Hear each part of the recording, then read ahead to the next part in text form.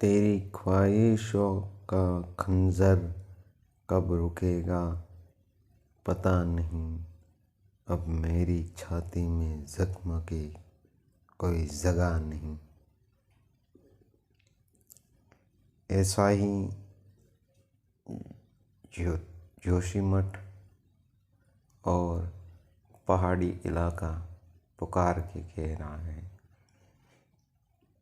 आज ही नहीं, आज भले ही ज्योतिर्मठ की जो स्थिति है वो हाईलाइट हुई है, पर वास्तव में तो ये कहीं समय से चली आ रही समस्या है।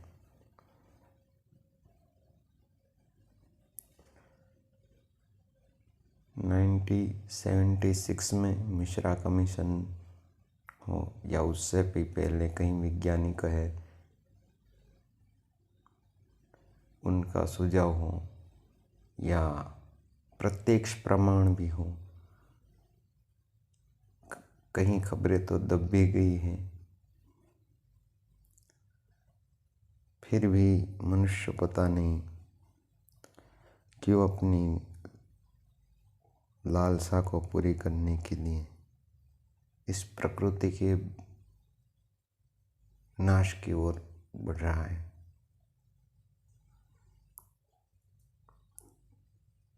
कौन सी सरकार को हम दोष दें, यही नहीं समझ में आता। इम्प्लीमेंट कोई और करता है, बिल कोई और पास करता है, प्लानिंग कोई और करता है, कहीं सरकारें इन्वॉल्व होती है इसमें। और मैं ज्योतिष मठ के इतिहास के बारे में नहीं कहना चाहता कुछ, क्योंकि बहुत ही जगह एक खबर चल रही है और सबने जान लिया है क्या है क्या नहीं है, क्या स्थिति है। अभी तो फिलहाल मैं कोई न्यूज़ पे देख रहा था, हाँ NDTV पे, वहाँ के लोकल लोग कह रहे हैं कि ये जो जब से टनल का काम रुका है, हाइड्रो पावर की टनल का, जो तपोवन से निकल के गरुड़ घाट की ओर जाती हैं,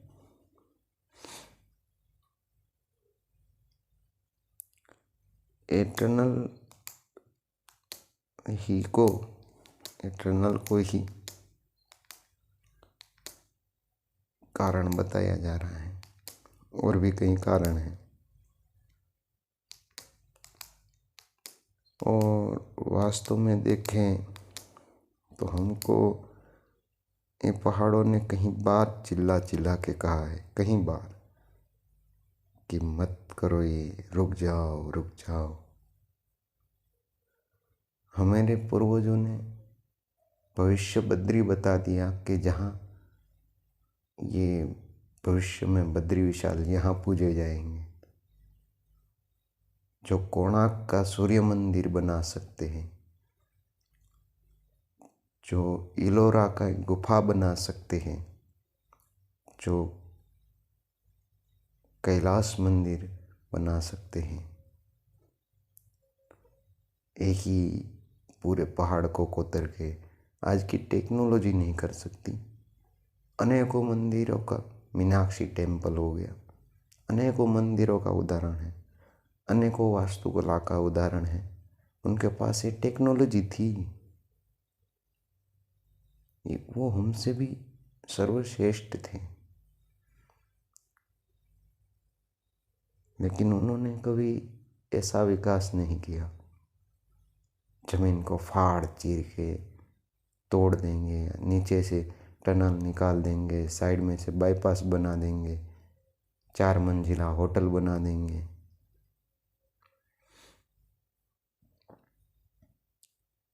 कहीं लोग कहते हैं, कोई पत्रकार थे, एक बचकानी सी बात मेरे को लगी उनकी, कि लोग होटल पे जाके मैगी खाते हैं और उसी मैगी खा खा के उनका वज़न हो गया और उसी वज़न से ये भूमि धंस रही है।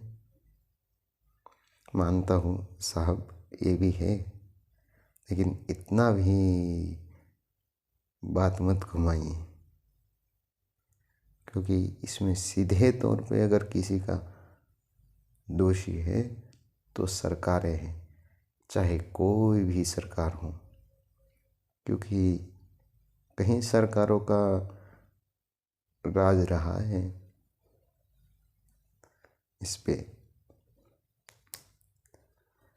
अनेकों हाइड्रो पावर प्रोजेक्ट, फिर डैम, टिहरी डैम, फिर बांधे, फिर पुल और भी कहीं प्रोजेक्ट, भूस्खलन का दौर भी ये नया नहीं है और प्रोजेक्ट का भी दौर नया नहीं है। अगर हम उदाहरण को तौर पे देखें तो ऐसी घटनाएं, मुख्य कुछ घटनाएं का उदाहरण मैं देखता हूँ, कहता हूँ आपको। 2003 में उत्तरकाशी, 2013 में केदारनाथ, और कुछ दशक, साल तो याद नहीं है मेरे को भी, चाई में, यानी जो अभी जोशीमठ है उसके ठीक सामने की पहाड़ी पे एक गांव बसा हुआ था चाई, और उसके नीचे से एक टनल निकली थी। ऐसा ही कोई प्रोजेक्ट निकला था और उसमें मकानें धंस गई, ये वो हुआ। ये सब उदाहरण ऐसे है, जैसे तपोवन हो गया, तपोवन में भी क्रैक हुए थे, वहाँ भी दरारें आई थी। पांडकेश्वर हो गया, लाभबगड़ हो गया, और भी कई जगहें हैं। कुछ समय में चमोली का भी नंबर आने वाला है, श्रीनगर का भी नंबर आने वाला है, कश्मीर वाला नहीं।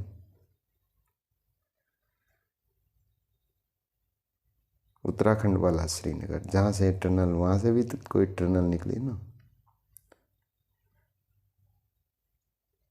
1976 में मिश्रा कमीशन की रिपोर्ट में साफ तौर पे कहा था कि यहाँ कोई भी प्रकार की मशीनरी का उपयोग ना किया जाए, वृक्ष लगाए जाए और नदी के किनारे वॉल बनाई जाए, सीमेंट कंक्रीट से पीसीसी वॉल बने, ताकि कटाव जो हो रहा है वो रुके। और यहाँ के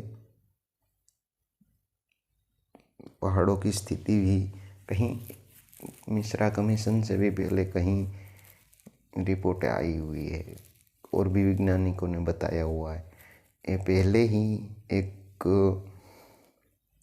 मलबे का ढेर से बना हुआ पहाड़ है, कोई ग्लेशियर से टूटा हुआ मलबा, मिट्टी पत्थर से जमा हुआ पहाड़ है, इसकी नींव कच्ची है। साइंटिफिक तरीकों से तो कई बातें हैं, लेकिन सीधे तौर पे अपने कहें तो ये पहाड़ बच्चे हैं एक प्रकार से। जैसे राजस्थान, गुजरात में भी कहीं पहाड़े, कुछ पहाड़े हैं, और फिर हरियाणा से लेके पूरे देश में अनेकों जगह पे पहाड़ हैं। ये सब पहाड़ों, पके हुए पहाड़, एक तरह से कहो तो प्रौढ़, वृद्ध हुए के मजबूत पहाड़ है। इस पे आप कंस्ट्रक्शन करो, इसमें गुफा बनाओ, इसमें कुछ भी करो तो कुछ नहीं होता है, इतना हानि नहीं होगी। हानि तो होगी ही, लेकिन इतनी हानि नहीं होगी।